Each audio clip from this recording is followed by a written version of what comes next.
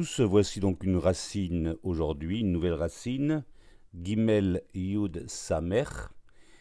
J'ai mis comme illustration l'Ishkat Giyus, que connaissent beaucoup de jeunes Israéliens. C'est le bureau de recrutement, d'enrôlement, qui consiste à enrôler les jeunes recrues à 18 ans. L'Ishkat Giyus, on en trouve un peu partout dans le pays.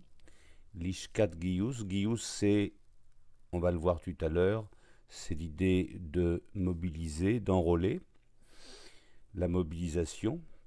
Alors j'ai illustré donc ce vocabulaire avec quelques expressions connues comme Gaïs Hamishi, cinquième colonne. Gaïs en hébreu veut dire un corps d'armée. Gaïsot au pluriel, un mot masculin en hébreu, c'est un mot masculin. Alors, je dis bien Gaïs au singulier, Gaïsot au pluriel. Gaïs Hamishi, c'est ce qui désigne la cinquième colonne, donc l'ennemi de l'intérieur, c'est un terme qu'on utilise beaucoup. Megouyas veut dire quelqu'un de mobilisé, d'enrôlé, de recruter, c'est un adjectif. Megouyeset au féminin. Megouyas. Mitgayes, c'est le terme qui désigne le conscrit, l'appelé.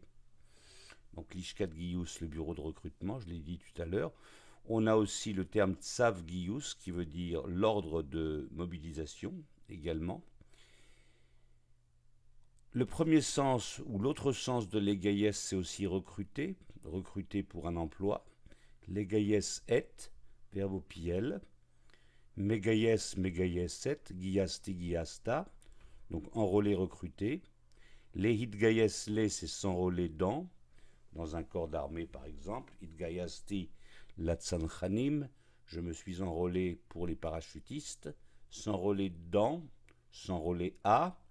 Les hitgayes, les for mitpael, mitgayes, mitgayeset, qui a donné le nom de l'action mitgayes. Et Gaias, pour terminer, veut dire un agent recruteur. Donc c'est aussi quelque chose qu'on trouve à l'armée, mais aussi quelque chose qu'on retrouve dans le monde du travail. Gaias.